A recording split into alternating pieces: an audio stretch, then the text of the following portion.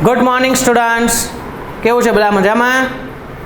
મારું નામ જતીનભાઈ શાહ, હું જયંબે વિદ્યાલય આંકડાશાસ્ત્ર વિષય ભણાવું છું. આજે આપણે બીજા આંકડાશાસ્ત્રમાં બીજા નંબરના ચેપ્ટર સુરેખ સહસંબંધની શરૂઆત કરીશું. સુરેખ સહસંબંધ ચેપ્ટર નંબર 2.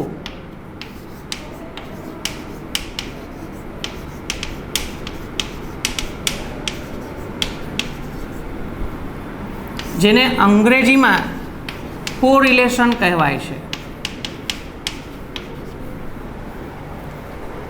હવે આ કોરિલેશન શું છે, સહસંબંધ શું છે? તો સહસંબંધ એટલે જ્યારે બે જુદા જુદા ચલ એક સાથે વધઘટ થતા હોય. એટલે શું? તો ધારો કે હું તમને 2-3 ઉદાહરણ આપું કે આપણે એવું જોઈએ છે કે ગરમી જેમ જેમ વધતી જાય તેમ તેમ આઈસ્ક્રીમનું વેચાણ વધે છે. ગરમી ઓછી થઈ જાય તો આઈસ્ક્રીમનું વેચાણ ઓછું થઈ જાય છે. કિંમત અને માંગ વચ્ચેનો સંબંધ આપણે અર્થશાસ્ત્રમાં ભણ્યા છે 11માં. ઇન્વર્સ રિલેશનશિપ વ્યસ્ત સંબંધ છે. કિંમત વધે તો માંગ ઘટી જાય છે, કિંમત ઘટે તો માંગ વધી જાય છે. એક પરિબળમાં ફેરફાર થયો, વધઘટ થઈ, તો એની અસર ક્યાં થઈ? બીજા પર થઈ. જ્યારે આવા પરિબળોનો આપણે અભ્યાસ કરીએ ને તો એને સહસંબંધ કહેવાય. આ બે પરિબળોમાંથી એક પરિબળ એ નિરપેક્ષ ચલ છે. નિરપેક્ષ ચલ જેને આપણે x વડે દર્શાવીશું. નિરપેક્ષ એટલે સ્વતંત્ર.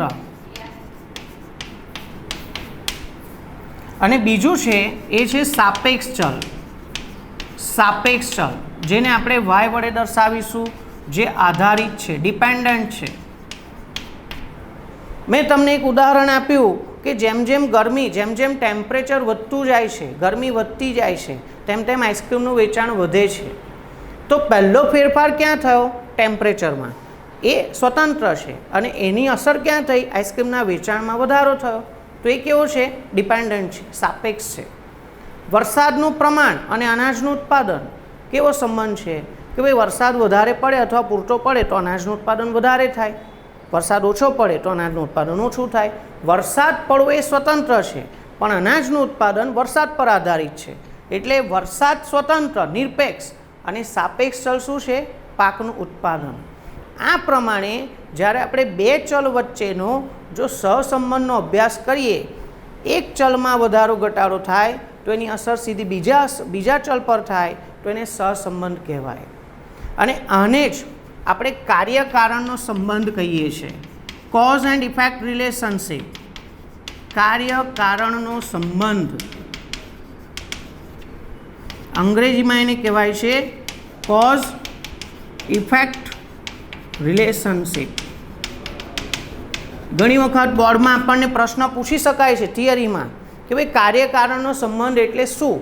તો આપણને એનો જવાબ ઉદાહરણ આપીને સમજાવવાનો હોય છે કે ભાઈ વરસાદનું પ્રમાણ અને પાકનું ઉત્પાદન. તો વરસાદ એક કારણ છે અને પાકનું ઉત્પાદન એક કાર્ય છે. તો આવી રીતે આપણે ઉદાહરણ આપીને સમજાવવું પડે. તો આપણે પહેલાં ઉદાહરણ દ્વારા સમજ્યા છે. હવે આપણે સહસંબંધનો અર્થ અને કાર્યકારણનો સંબંધ શું છે એ લખીએ. ચાલો નોટબુક કાઢો, હું લખાવું છું અર્થ. લખવા માંડો.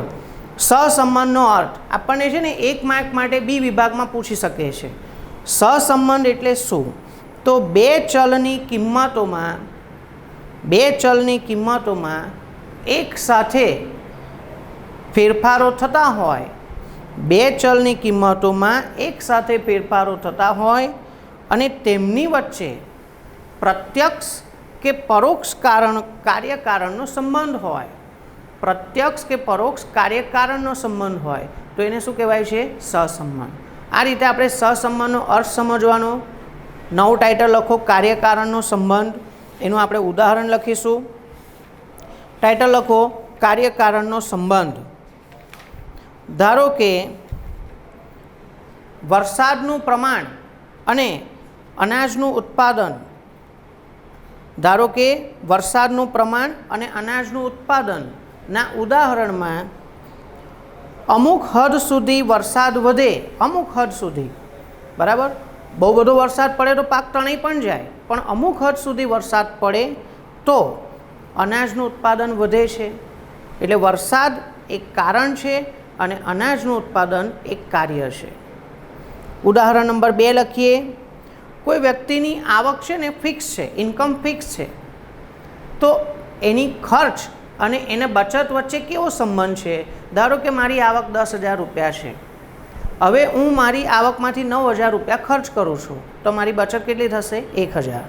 પણ ધારો કે હું ખર્ચ ઓછો કરું છું, 9,000 ને બદલે 8,000, તો મારી બચત 2,000 થશે. એટલે જ્યારે વ્યક્તિની આવક સ્થિર હોય તો એના ખર્ચ અને બચત વચ્ચે કેવો સંબંધ છે? વ્યસ્ત. ખર્ચ ઓછો થાય તો બચત વધે, ખર્ચ વધી જાય તો બચત ઘટે. આવા પ્રકારના ચલને કાર્યકારણનો સંબંધ ધરાવતા ચલ તરીકે ઓળખવામાં આવે છે. આ બેઝિક વસ્તુ છે. જ્યાં સુધી આપણે કન્સેપ્ટ ક્લિયર ના કરીએ ત્યાં સુધી એકલા પ્રેક્ટિકલ ક્વેશ્ચન સોલ્વ કરવાનો કોઈ મતલબ નથી. હું જાણું છું કે આપણે સ્ટેટિસ્ટિક્સ ભણીએ છીએ, પણ એને બેઝિક ફંડામેન્ટલ્સ ક્લિયર કરીએ કે એક્ઝેક્ટ કાર્ય આ છે શું સહસંબંધ, પછી આપણે દાખલા તો ગણવાના જ છે. એ તો હું સૂત્ર લખાવીશ, તમે લખી નાખશો, ગોખી નાખશો, પણ તમારે કન્સેપ્ટ ક્લિયર થવા જોઈએ કે આ થિયરિટિકલ પોર્શન શું છે. ઘણી વખત શું છે કે વિદ્યાર્થીઓ થિયરિટિકલ પોર્શનને એટલું બધું મહત્ત્વ નથી આપતા, અને એના કારણે શું છે, સેક્શન એ અને સેક્શન બીના જે ક્વેશ્ચન હોય છે એમાં એ લોકો ભૂલ કરે છે. તો આપણે થિયરી બેઝ પણ સાઉન્ડ રાખવાનું, સરસ રાખવાનું, ક્લિયર, એક પણ માર્ક કપાવવું ના જોઈએ. ચાલો હવે આપણે આગળ આજે સહસંબંધના પ્રકારો સમજીશું. સહસંબંધના પ્રકાર.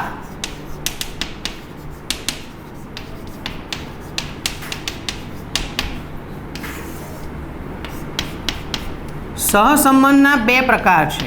એક ધન સહસંબંધ પોઝિટિવ, અને બીજો છે નેગેટિવ ઋણ સહસંબંધ.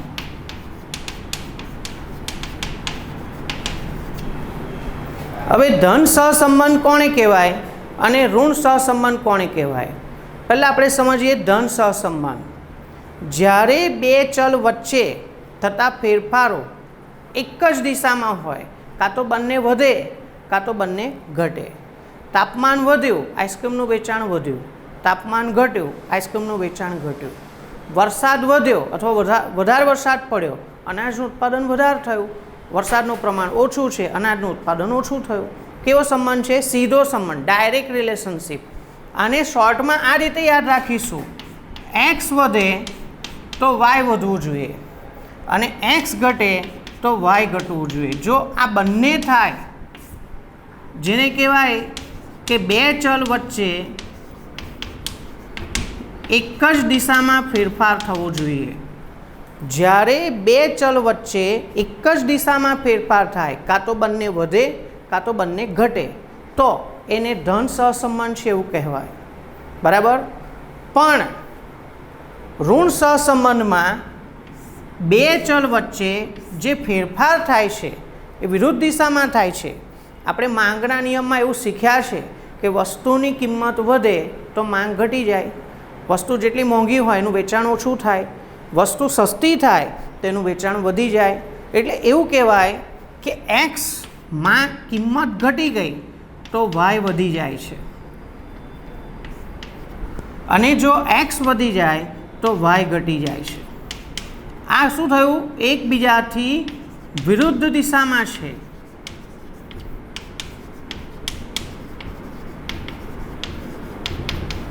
તો આ રીતે એવું સમજીએ કે જ્યારે 2 ચલ વચ્ચે ફેરફાર થાય છે એ કેવા છે? એકબીજાથી વિરુદ્ધ દિશામાં.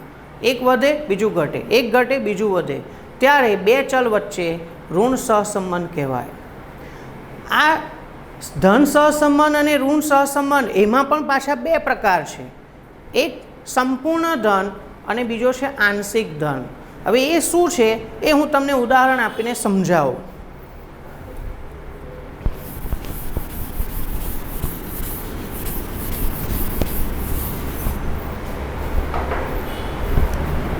ચાલો આપણે એક ઉદાહરણ લઈએ.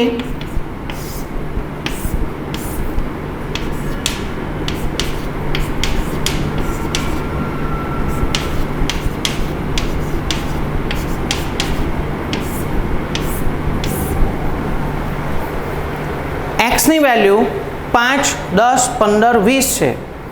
વાયની વેલ્યુ 10, 20, 30, 40 છે. અહીં થાય છે શું? એક્સ 5થી વધીને 10 થયા, વાય 10થી વધીને 20 થયા, એક્સ 10થી વધીને 15 થયા, વાય 20થી વધીને 30 થયા, એક્સ 15થી વધીને 20 થયા, વાય 30થી વધીને 40 થયા. અહીં શું થાય છે? એક્સમાં 5-5નો વધારો થાય છે, કોન્સ્ટન્ટ છે. વાયની અંદર પણ સેમ 10, 20, 30, 40 10-10નો વધારો થયો.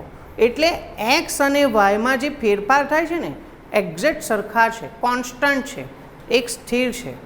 તો આ બંને વચ્ચે સંપૂર્ણ ધન સહસંબંધ કહેવાય.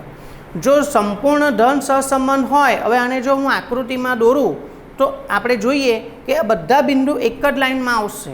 આપણે આને આકૃતિમાં દોરવી પડતી હોય છે, વિકર્ણ આકૃતિમાં. તો જોઈએ આપણે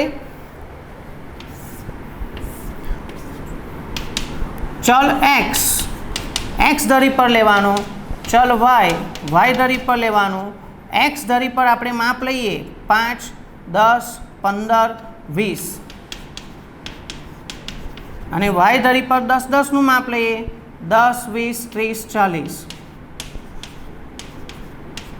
હવે આના બિંદુઓ બતાવીએ તો શું થશે? જુઓ, એક્સના 5 વાયના 10 ક્યાં આવે છે? એક્સના 5 વાયના 10 આ બંને જ્યાં ભેગા થાય ત્યાં એક બિંદુ દર્શાવો. એક્સના 10 વાયના 20, એક્સના 10 ઊભી લાઈન, વાયના 20 આડી લાઈન. આ ઊભી લાઈન અને આડી લાઈન જ્યાં ભેગી થાય ત્યાં આપણે મૂકીશું બિંદુ. 15 અને 30, એક્સના 15 વાયના 30 આ બંને ક્યાં ભેગા થાય છે? આ જગ્યાએ. અને છેલ્લું 20 એ 40, આ 20 અને આ બાજુ 40. ધારો કે આ બાજુ. આ બધા બિંદુઓને જોડતી એક રેખા દોરીએ ને એક સીધી જ લાઈન આવે, આવું આવે. જ્યારે આવું હોય તો એને કહેવાય છે સંપૂર્ણ ધન સહસંબંધ, જેનો જવાબ આવે એક્ઝેક્ટ +1. એક્ઝેક્ટ +1. પણ હવે આપણે એવું જોઈએ આંશિક ધન સહસંબંધ કોને કહેવાય? આંશિક ધન.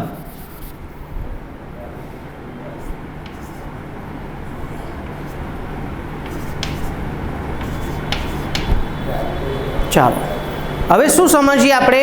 અહીં જુઓ, એક્સના 5, 10, 15, 20 કોન્સ્ટન્ટ 5-5નો વધારો થયો. વાયના 10ના 15 થયા, 15ના 22 થયા, 22ના 35 થયા. વાયની અંદર બી વધારો થતો જાય છે, પણ કોન્સ્ટન્ટ છે, સરખું જ પ્રમાણ છે ના. 10ના 15 થયા એટલે આ બે વચ્ચેનો 5નો વધારો છે. 15ના 22 થયા એટલે 7 વધ્યા, 22ના 35 થયા 13 વધ્યા. એટલે વાયમાં જે વધારો થાય છે એ કોન્સ્ટન્ટ નથી, સરખો નથી. પણ આપણે એવું જોઈ શકીએ એક્સ વધે છે તો એની સામે વાય પણ વધે છે. બંનેમાં ફેરફાર એક જ દિશામાં થાય છે ધન, પણ એનો રેશિયો જે છે ગુણોત્તર એ સરખો નથી. એટલા માટે હવે આપણે આની આકૃતિ દોરીએ તો આવું એક જ લાઇનમાં નહીં આવે. જોઈએ આપણે, જુઓ 5 એ 10 એક બિંદુ અહીં આવશે, 10 એ 15, 15 ક્યાં આવશે? 20 અને 10ની વચ્ચે.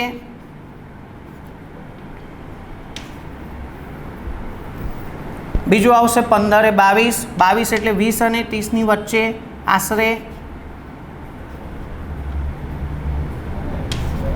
ત્રીજો પોઈન્ટ. અને ચોથો પોઈન્ટ 20 એ 35, 20 અને 35, 35 ક્યાં આવશે? 30 અને 40ની વચ્ચે. ફોર એક્ઝામ્પલ આ જગ્યાએ. હવે આ બધા બિંદુઓ એક લાઇનમાં નહીં આવે, થોડા આગા પાછા આવશે. એટલે આને કહેવાય આંશિક ધન સહસંબંધ. આ રીતે ધન સહસંબંધના બે પ્રકાર આવ્યા, એક સંપૂર્ણ ધન સહસંબંધ, બીજો છે આંશિક. આ બધા એક લાઇનમાં નથી, આગળ પાછળ છે સાહેબ, પણ આપણે એવું જોઈ શકીએ કે આ નીચેથી ઉપરની તરફ જાય છે. આનો જવાબ આવે 0 અને 1ની વચ્ચે. 0થી મોટા એટલે ધન, પણ 1થી નાના, એક્ઝેક્ટ 1 નહીં જોઈએ, નહીં તો એ સંપૂર્ણ ધન કહેવાય.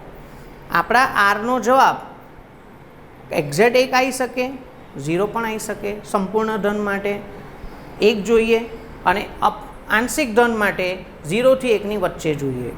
આ ધન સહસંબંધના પ્રકાર થયા.